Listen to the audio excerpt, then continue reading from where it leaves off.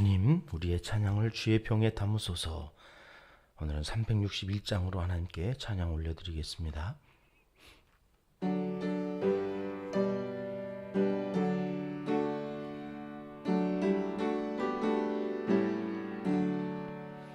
기도하는 이 시간 주께 무릎 꿇고 우리 구세주 앞에다 나아가네. 믿음으로 나가면 주가 보살피사 그 신은혜를 주네. 거기 기쁨 있네. 기도 시간에 복을 주시네. 고난 내 마음 속에 기쁨 충만하네. 기도하는 이 시간 주가 곁에 오사 인자하신 얼굴로 귀 기울이네. 우리 마음 비우고 주를 의지하면 그 신은혜를 주네. 거기 기쁨 있네. 기도 시간에 복을 주시네. 고난 내 마음 속에 기쁨 충만하네. 기도하는 이 시간 주께 엎드려서 은밀하게 구할 때 보응답받네. 잘못된 것 아뢰면 측은히 여기사 그 신은혜를 주네. 거기 기쁨 있네. 기도 시간에 복을 주시네. 고난 내 마음 속에 기쁨 충만하네. 기도하는 이 시간 주를 의지하고 그 신은혜 구하면 꼭 받으리라. 의지하는 마음에 근심 사라지고 그 신은혜를 주네. 거기 기쁨 있네. 기도 시간에 복을 주시네. 고난 내 마음 속에 기쁨 충만하네. 아멘. 주님, 우리의 기도를 주의 병에 담으소서. 기도문으로 다 함께 기도하시겠습니다.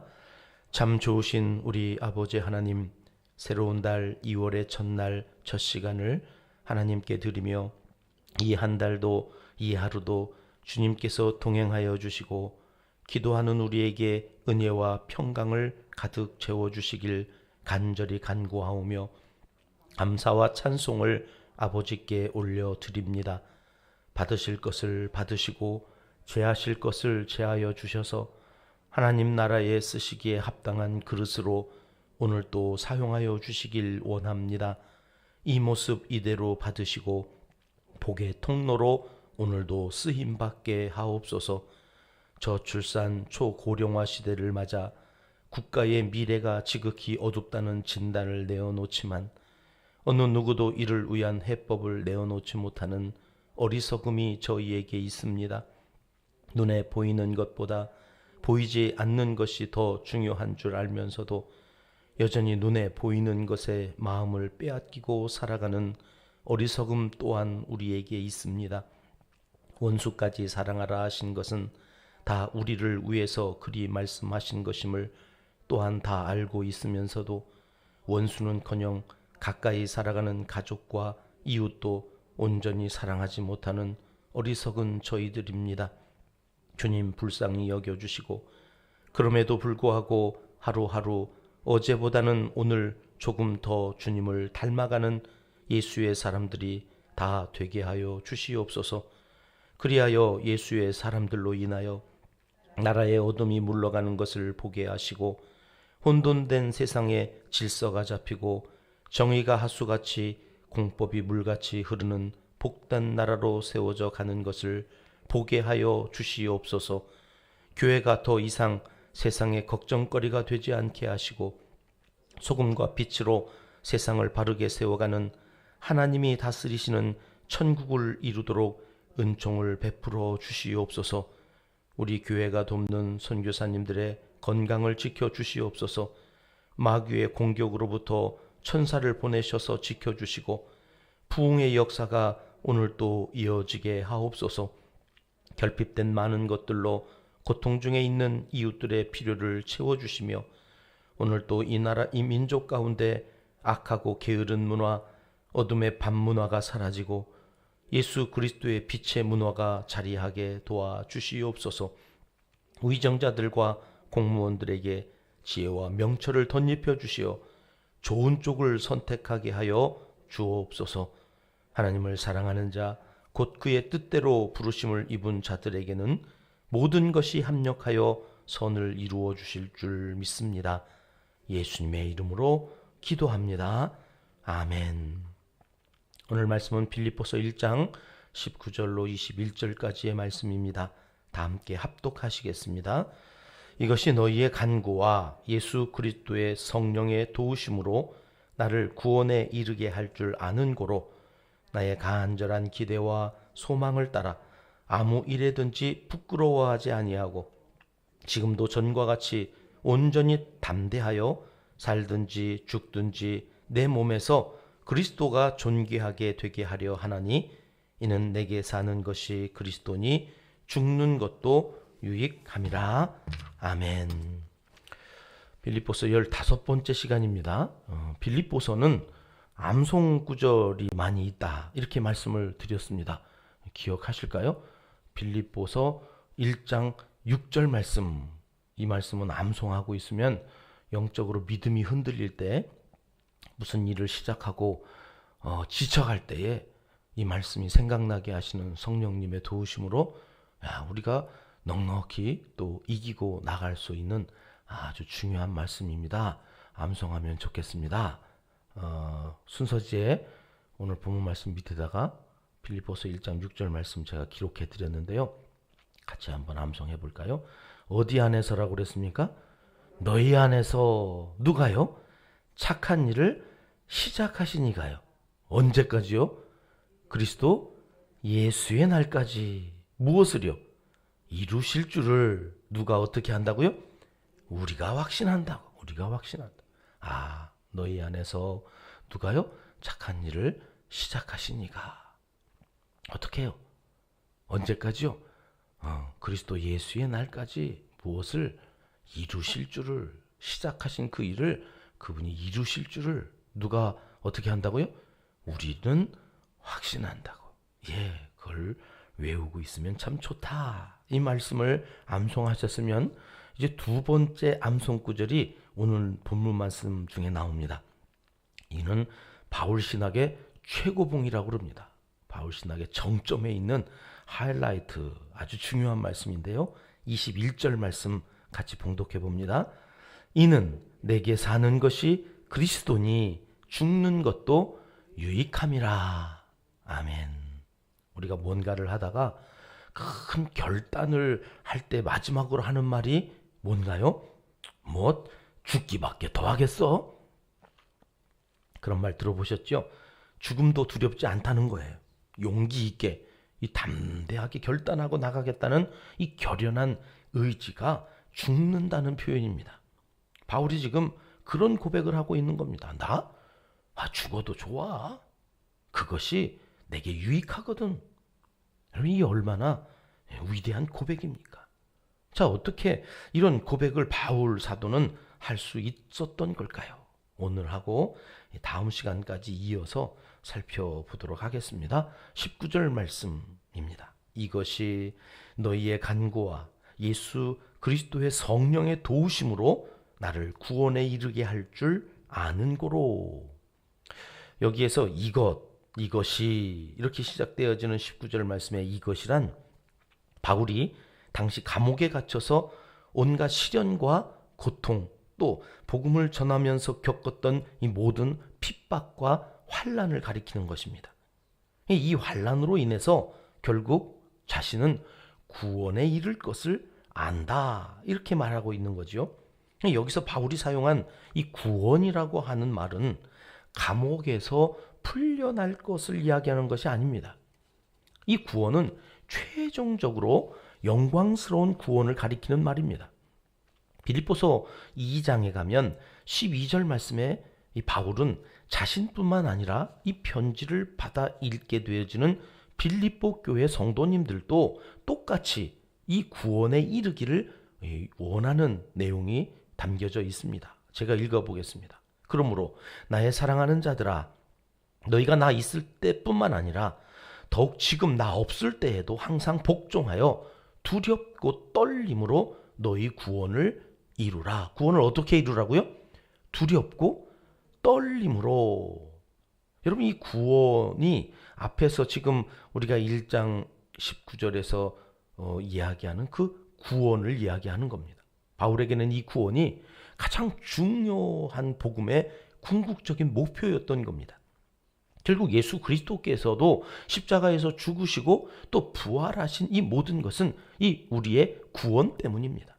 이 바울은 자신이 겪는 이 모든 고난이 결국 마지막 영혼 구원의 은총을 더해줄 것으로 확신하고 있습니다. 그런데요, 이 구원을 이루는 데에 두 가지를 강조하고 있습니다. 오늘 19절 말씀에. 그것이 무엇입니까? 하나는 너희의 간구와 그랬습니다. 성도들의 간구, 곧 바울을 위하여 중보 기도해 주는 성도들로 인하여서 구원은 완성될 것이라 그것을 내가 확신한다 이렇게 말하고 있는 것입니다. 여러분, 우리가 선교사님들을 위해서 기도하고 또 목회자들을 위해서 기도하고 교회의 지도자인 평신도들의 이 회중의 대표인 이 당회 장로님들을 위해서 기도하는 것이 얼마나 중요한 일인지 모릅니다. 성도들이 기도할 때 천사들이 움직이거든요. 기도하고 무엇을 하는 것과 기도하지 않고 하는 것은 여러분 신기할 정도로 하늘과 땅만큼 큰 차이를 보인다. 이것이 믿음의 사람들이 다 경험하는 사실입니다. 한 시대를 뛰어넘어 오고 오는 모든 설교자들에게 영향을 끼치고 있는 설교자가 있는데요. 스펄전 목사님입니다. 그분은 늘 자기를 위해서 기도해주는 수백 명의 성도가 있다. 이렇게 그들로 인하여서 나는 이런 영감이 있는 설교를 하며 이런 영향력 있는 삶을 살게 된다라고 자랑하듯이 감사의 인사를 늘 하면서 그렇게 목회를 하셨던 것으로 유명합니다. 새벽마다 이렇게 성전에 오르셔서 저희 목회자들을 위하여 교회를 위하여 기도해 주시고 영상으로 함께 예배드리면서 기도하시는 여러분들은 얼마나 귀한 분들인지 모릅니다. 우임 목사님과 또 부족한 종과 우리 부목사님들을 위해서 꼭 기도를 부탁드립니다. 특별히 말씀의 권세가 있도록 우리 주의 종들이 이 강단에서 설교하고 또 기도할 때에 하나님께서 권세가 있어서 그 말씀이 이루어지고 기도한 것이 응답되어지기를 위해서 꼭 기도해 주시기를 부탁드립니다. 바울도 이 성도들의 간구가 이 위대한 일을 이룬다고 콕 집어가지고 오늘 강조하고 있는 것입니다. 그리고 또 하나가 무엇입니까? 성령의 도우심입니다. 이것은 두말 해봐야 입만 아픈 거지요. 성령께서 도우시지 않으시면 어떤 일도 영적으로 불가능합니다. 산소가 공급되어지지 않으면요, 아무런 조치를 취하지 않아도 불이 그냥 자연스럽게 꺼지는 것처럼 이 성령께서 돕지 않으시면 우리가 하는 모든 일이 의미가 없는 일이 되고 맙니다. 여기 쓰여진 도우심이다, 이런 헬라어 말을 찾아보니까 위로부터 끊임없이 공급된다는 의미로 쓰여진 그러한 단어였습니다. 불이 계속 타오르려면 산소가 공급되어져야 하듯이 여러분, 우리가 영적으로 어떤 일들을 이루면서 그 모든 것들이 되어질 때에는 거기에 성령님의 끊임없이 부어주시는 공급하심이 있어야 된다는 것입니다. 이것이 영적으로 어떤 한 사람이 구원을 얻고 하나님의 나라가 이루어져 가는 데에 반드시 있어져야 할 일이다, 이렇게 바울이 우리에게 가르쳐주고 있습니다. 여러분, 이 새벽에 우리가 이 말씀에서 이런 의문을 가질 수 있습니다. 구원을 이루는 일에 성령 하나님의 도우심 하나면 충분하지 않나? 하나님이 구원의 주체이시고 그 구원은 선물로 하나님께서 주시는 것이지 인간의 무슨 노력이나 수고가 필요한 것이 아닐진데, 바울은 지금 이 구원을 이루는 일에 성령의 도우심뿐만 아니라 무엇도 지금 이야기하고 있었습니까? 성도들의 간구, 인간의 어떤 기도에 의해서 누군가의 구원이 일어나는 것처럼 이야기를 하고 있단 말이죠. 여러분, 성령님, 하나님이신 그분의 그냥 주시는 은혜로 구원을 얻는 것입니다. 그런데 여기 성도들의 간구가 왜 기록되어져 있는 걸까요? 구원은 오직 하나님의 은혜로 되는 것이요, 선물이에요. 그런데 여러분, 성령의 도우심으로 구원이 이루어지기까지 중보 기도하는 성도들의 도움이 필요하다는 말입니다. 목회를 하면서 저도 가끔 지칠 때가 있습니다. 제가 지금 잘하고 있는 건지, 이게 지금 잘 가고 있는 건지 헷갈릴 때가 있습니다. 분명 하나님께서 저를 목사로 부르셨고 지금 또 사용하시는 줄 확신하고 감당하지만 여러분, 가끔 흔들릴 때가 있단 말이죠. 기도가 응답되지 않습니다. 아무리 기도해도 이게 도대체 하나님의 뜻이 어디 있는지 헷갈릴 때가 있습니다. 인간의 연약함이 있는 거죠. 여러분, 그때 성령께서 도우시는지 안 도우시는지 잘 경험되지 않을 때가 있습니다. 여러분도 너무 힘들 때는 사실 기도가 안 될 때가 있지 않습니까? 성령님이 나와 함께 하지 않는 게 아닌데 여러분, 기도가 꽉 막혀가지고 한숨밖에 안 나, 눈물밖에 안 나, 그럴 때가 있단 말이죠. 여러분, 그때에 성도들이 나를 위해 기도한다고 하는 이 소식을 들을 때, 목사님, 제가 목사님을 위해서 기도해요. 우연히 지나가는데 누군가 우리 목사님 울면서 목사님의 기도를 들어달라고 기도하는 이 소리를 들을 때 정신이 바짝 나는, 그렇지, 누군가 나를 위해 기도하는 거지.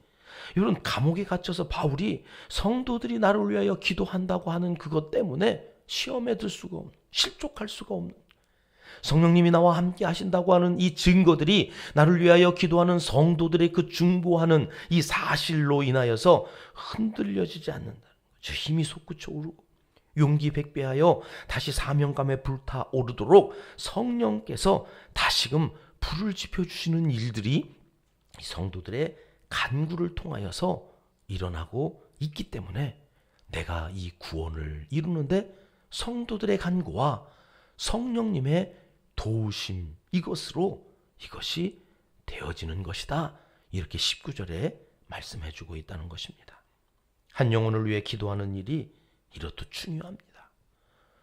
성령님의 도우심을 위하여 오늘도 기도하고 그 사명 감당하는 이에게 주시는 풍성한 복을 오늘 이 새벽에 기도하는 우리 모두에게 하나님께서 허락해 주실 줄 믿고 오늘 또 실족하지 마시고, 이렇게 기도가 응답되어지는 것이 더딘가?